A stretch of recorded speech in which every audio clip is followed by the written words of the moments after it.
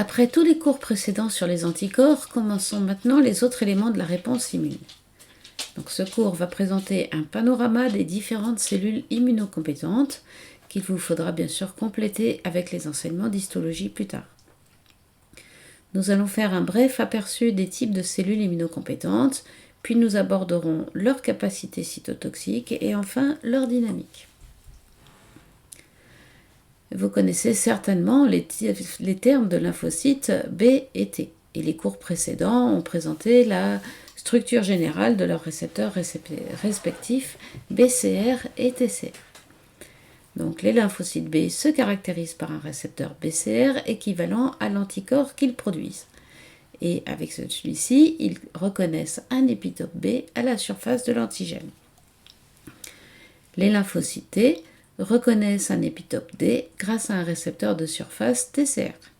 En fait, il existe plusieurs types de récepteurs TCR. Nous parlerons surtout dans ce cours des récepteurs de type alpha-bêta, nommés ainsi selon le type des protéines qui contiennent les domaines variables qui forment la zone de reconnaissance de l'épitope T.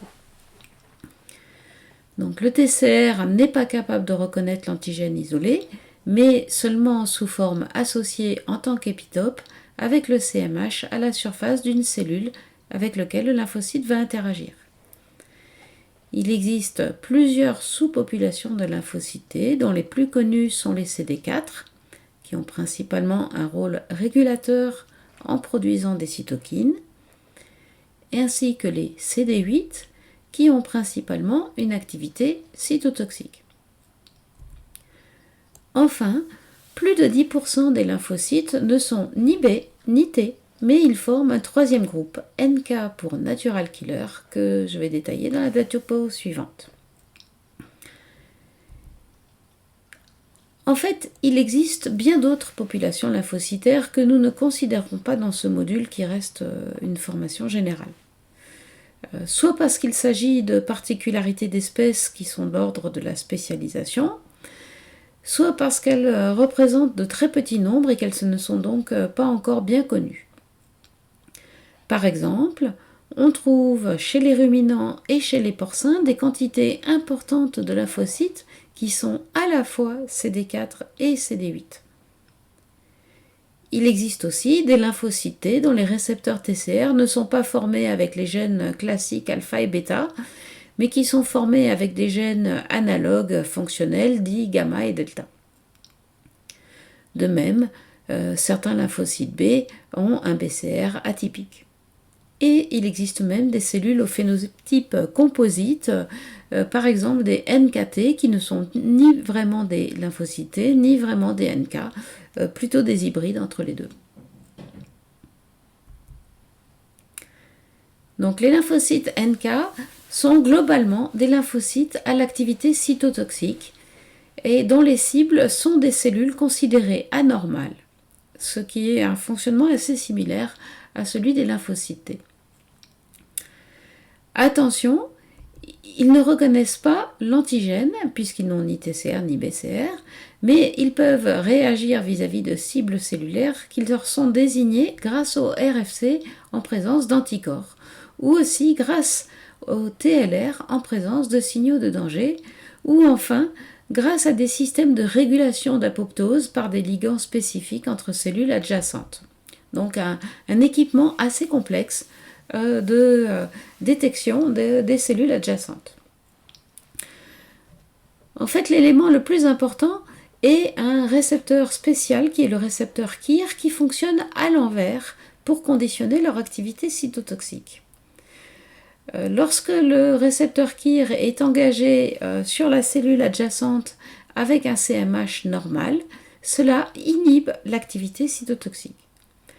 En revanche, si le KIR n'est pas impliqué, par exemple si la cellule n'exprime pas de CMH ou exprimerait un CMH atypique, dans ce cas-là, le KIR n'est pas inhibé et donc la cellule peut devenir cytotoxique. C'est le cas en présence d'une cellule étrangère qui proviendrait d'une greffe, parce qu'il existe un polymorphisme intraspécifique du CMH et du KIR qui fait que l'appairage peut ne pas être suffisant pour inhiber le fonctionnement KIR. Les cellules tumorales aussi perdent souvent l'expression du CMH au moment de leur modification phénotypique par des différenciations et elles deviennent alors sensibles à l'action cytolytique NK. C'est vraiment très important parce que c'est un mécanisme qui a lieu tout le temps à bas bruit pour détruire les cellules qui deviendraient de type tumoral. C'est aussi le cas pour de nombreuses infections intracellulaires dans lesquelles cela interfère avec la fabrication du CMH. Et dans ce cas-là, les NK pourront tuer ces cellules infectées, d'autant plus que des anticorps contre les agents microbiens vont agir en synergie. Donc le potentiel cytotoxique des NK est très important, mais il est fortement régulé par des cytokines issues des lymphocytes T. C'est pourquoi on intègre quand même l'activité NK, même en l'absence de récepteurs à l'antigène spécifique, au mécanisme d'immunité spécifique. Alors, petit point particulier, il existe des NK atypiques, par exemple au niveau de l'utérus, ce qu'on appelle les UNK, dont on parlera dans le cours sur la tolérance.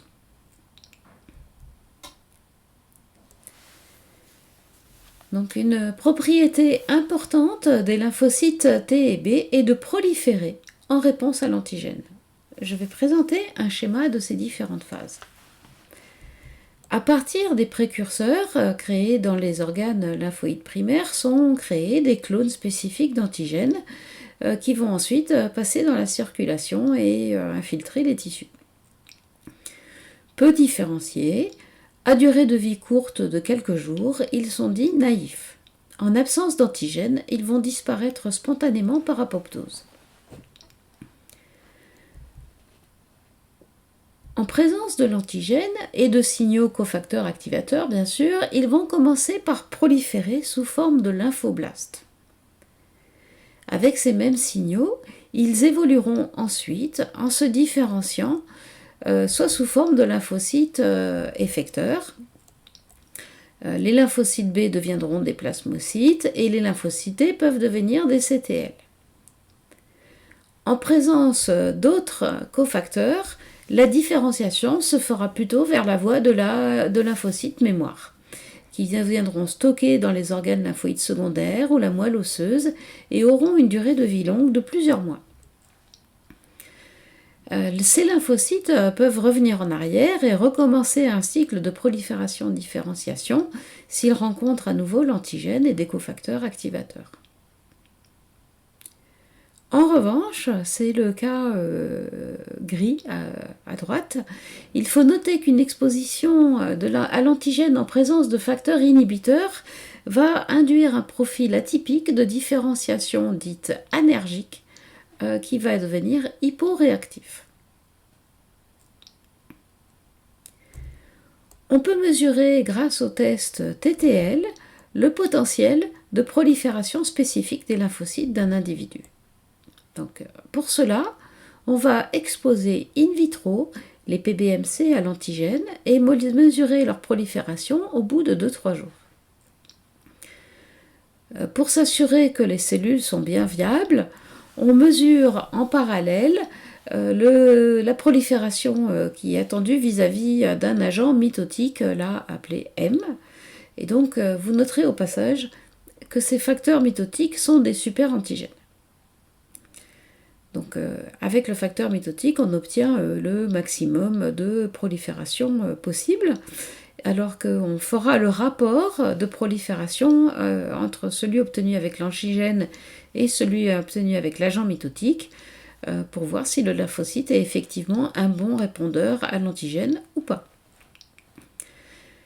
On peut même ainsi calculer la fréquence des lymphocytes capables de reconnaître l'antigène au sein du répertoire d'un individu. Elle va varier considérablement de 1 pour 50 000 en général chez un individu naïf à 1% chez un individu qui est devenu fortement immunisé. Donc on voit bien l'augmentation de la proportion des lymphocytes spécifiques dans le répertoire de l'individu.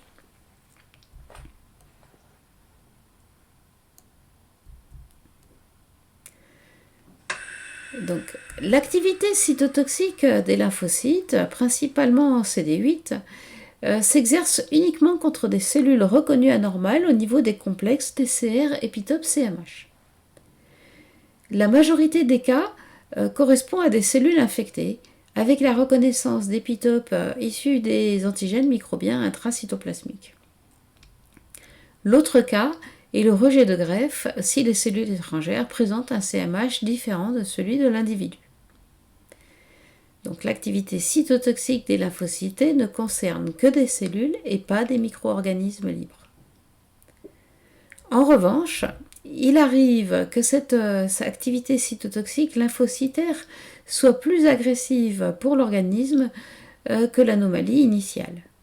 Par exemple, une infection peu pathogène entraînerait la destruction de cellules infectées, alors que l'infection en elle-même n'affecte pas trop les cellules. Donc, vous avez vu la vidéo en micro-caméra qui illustre bien l'agressivité CTL contre une cellule cible qui, là, est en haut.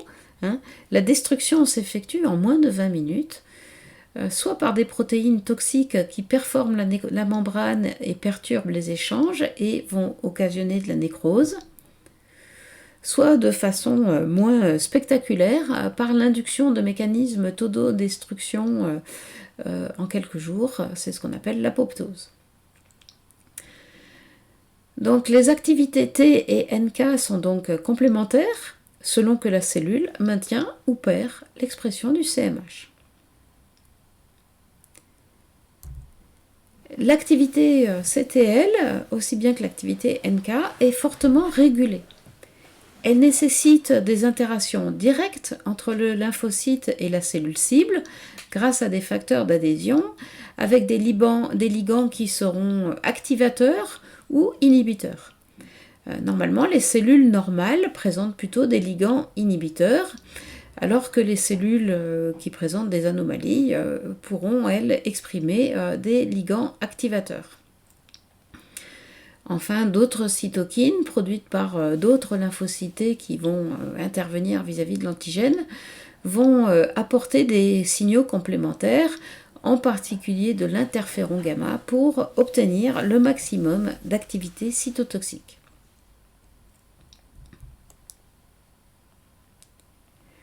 Passons maintenant au système des phagocytes mononucléés, qui est un terme simplificateur engendrant les macrophages, les cellules dendritiques et les cellules apparentées.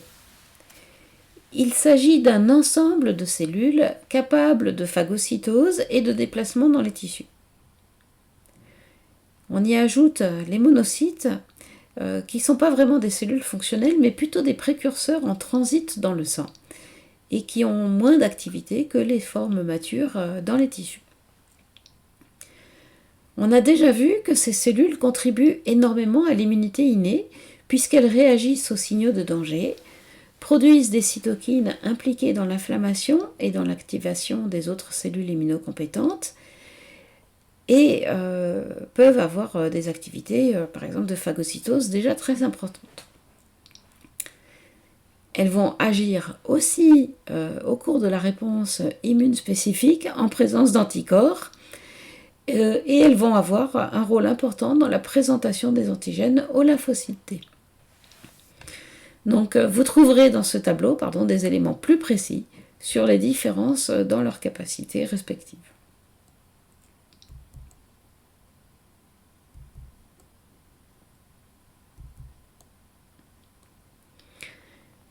Donc l'activité de phagocytose, comme on l'a vu, est permanente. Il s'agit comme d'une voirie tissulaire, même en l'absence d'infection. Elle est néanmoins sujette à deux mécanismes importants d'amplification au cours de la réponse immune. L'opsonisation consiste en l'augmentation de la reconnaissance de la cible. Ça va se faire comme un zip qui entoure la particule ou le micro-organisme pour l'englober dans la vacuole, grâce à ces opsonines, qui sont autant de maillons du zip. Donc on distingue des opsonines non spécifiques tels que le C3b du complément et tout autre élément susceptible de reconnaître des structures typiquement microbiennes, et d'autre part les opsonines spécifiques qui sont les anticorps. Dans les deux cas, les opsonines vont faire le lien entre la cible et leur récepteur sur les phagocytes, et leur effet va être augmenté quand il y aura synergie. Le deuxième mécanisme d'amplification s'appelle l'explosion respiratoire. Il s'agit d'une nette augmentation de la production des composés toxiques dans les lysosomes et de la mobilité des vacuoles pour former le phagolysosome. Et cette explosion respiratoire dépend principalement des cytokines produites par les lymphocytes T. Il est à noter que cette amplification est indispensable lorsque les phagocytes sont eux-mêmes les cibles des agents infectieux et que dans ce cas, ces agents infectieux un peu particuliers sont insensibles à la phagocytose de base et donc auront besoin de ce stimulus d'immunité spécifique.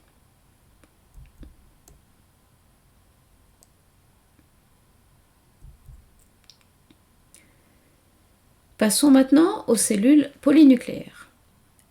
Outre leur noyau polylobé, elles se caractérisent par la présence de granules qui vont stocker différents types de molécules à effet inflammatoire ou cytotoxique. Donc selon le stimulus, ces cellules pourront sécréter des médiateurs cytoplasmiques ou libérer des granules. Donc tous les polynucléaires possèdent des récepteurs RFC pour les anticorps qui vont faciliter le ciblage de leur activité. Ils sont aussi capables de produire des cytokines qui vont intervenir dans le rétrocontrôle de l'immunité.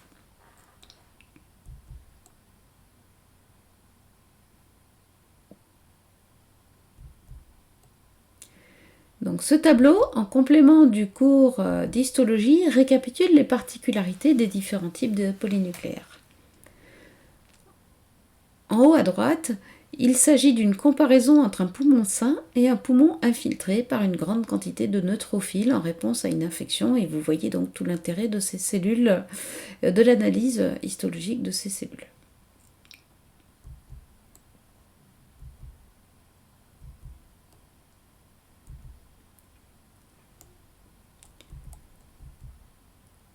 Enfin, différents types cellulaires, et en particulier les éosinophiles et les cellules NK, sont capables de reconnaître et de tuer des cibles désignées par des anticorps.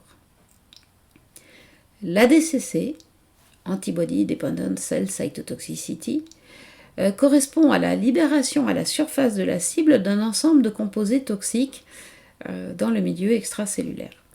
Donc il y aura forcément des dommages collatéraux liés à une activité nécrosante potentielle de ces composés toxiques, des enzymes, des radicaux libres, etc. Donc comme dans la plupart des mécanismes déjà décrits, il y aura une importante régulation, à la fois par les cytokines et par l'engagement de plusieurs catégories de récepteurs aux anticorps. C'est ce qui est présenté sur ce schéma, où le maximum de réponse, par exemple, là d'ADCC, se fera lorsqu'il y a à la fois des IgG et des IgE, et donc des récepteurs RFC gamma et RFC epsilon qui fonctionnent ensemble. Donc à ce point du cours, il est donc intéressant de distinguer deux cas différents pour la physiopathologie. On peut avoir des mécanismes de cytotoxicité qui détruisent les cibles de façon soft, par apoptose ou par autophagie, sans dommage aux cellules adjacentes.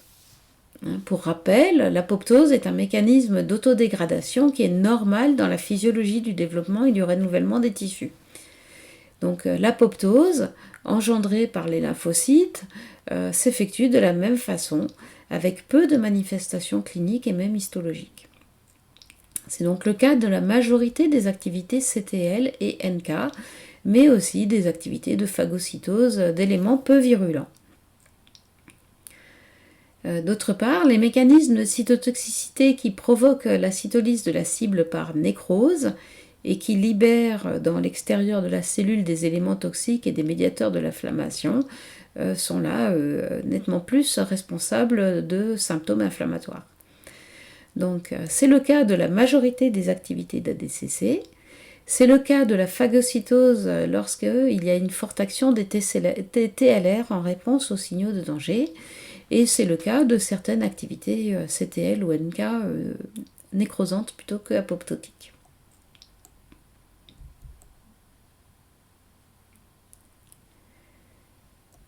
Un autre mécanisme particulier est la dégranulation.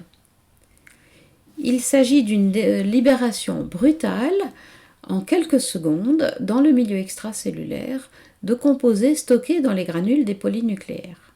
Et donc, selon le contenu des granules, cela aboutira à différentes activités. Dans le cas des éosinophiles, il s'agit surtout d'un mécanisme d'ADCC dépendant d'IgG ou d'IgE qui libère des produits toxiques contre des cibles externes, par exemple contre des parasites. Dans le cas des basophiles et des mastocytes, leurs granules contiennent peu de composés toxiques, mais surtout des composés inflammatoires tels que l'histamine. Et donc, des activités globalement inflammatoires dans le tissu.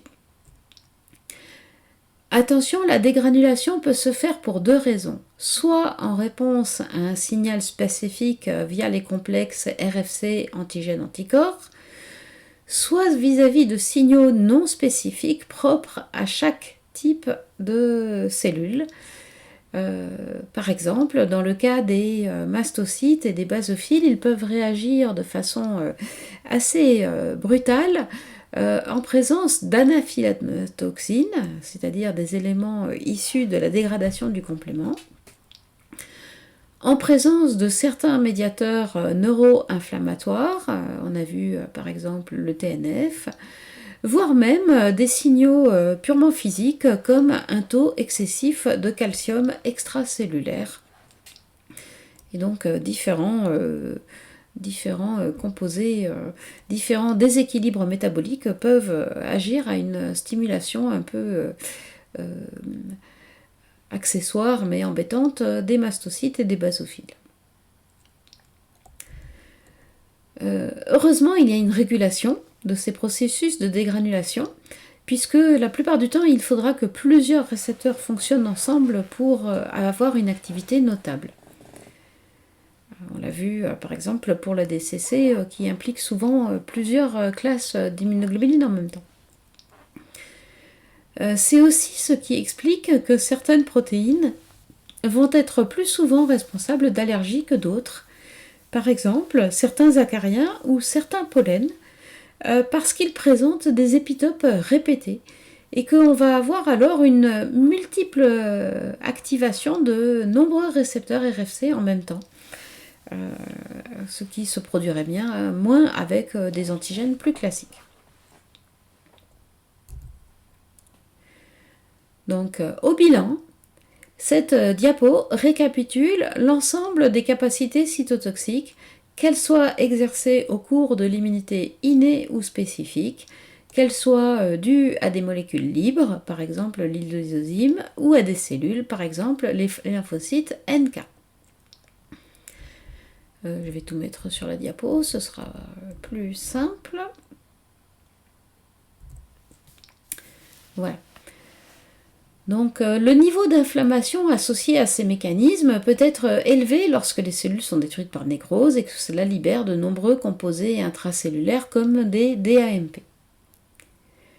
Le niveau d'efficacité va dépendre du ciblage qui sera bien supérieur en cours d'une réponse spécifique avec reconnaissance d'antigènes et présence d'anticorps que vis-à-vis de signaux de type PAMP. Et enfin, le type de cible.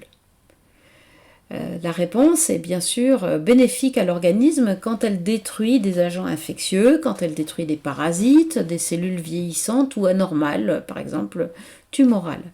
En revanche, il faut faire attention que quelquefois la réponse immune devient elle-même le danger lorsque les cellules ne présentaient pas une anomalie vraiment gravissime, certaines infections plutôt inoffensives, ou lorsque ça attaque carrément des cellules normales de l'organisme, comme au cours de maladies auto-immunes.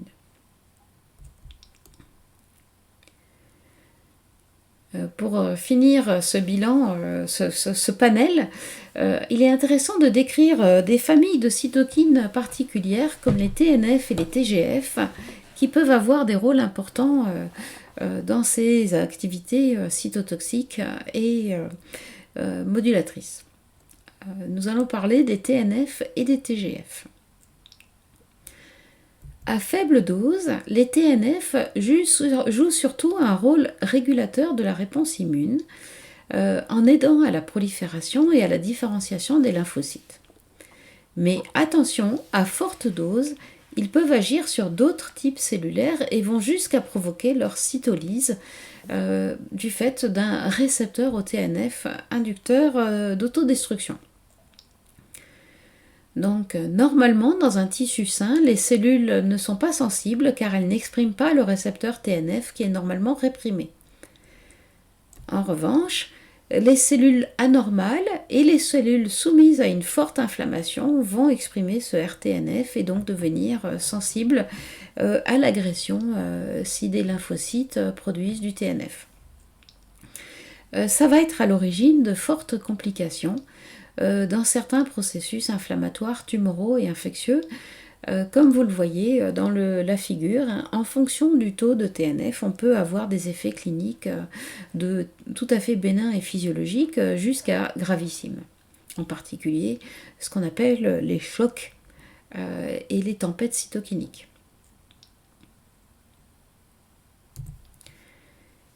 Les TGF, eux, sont un groupe de cytokines diverses qui agissent sur la prolifération, la différenciation et la régénération tissulaire. Ils ont des actions multiples et ont par exemple été surtout découverts dans certains cancers. Donc, les lymphocytes n'en produisent pas, mais ils sont sensibles à leur effet, en particulier pour retourner à un état moins actif, moins différencié, mais peut-être plus susceptible de proliférer. Donc ces deux cytokines vont agir dans les tissus concernés par une activité cytotoxique, soit pour activer cette activité cytotoxique, soit au contraire pour rétablir l'intégrité tissulaire en contrôlant de façon globale le taux de destruction ou de renouvellement des cellules tissulaires et des lymphocytes.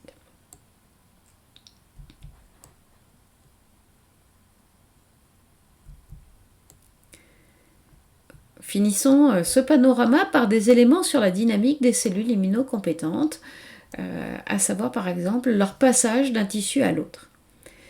Alors, il va dépendre de plusieurs phénomènes, en particulier la capacité à traverser des cellules endothéliales, ce qu'on appelle le phénomène de diapédèse.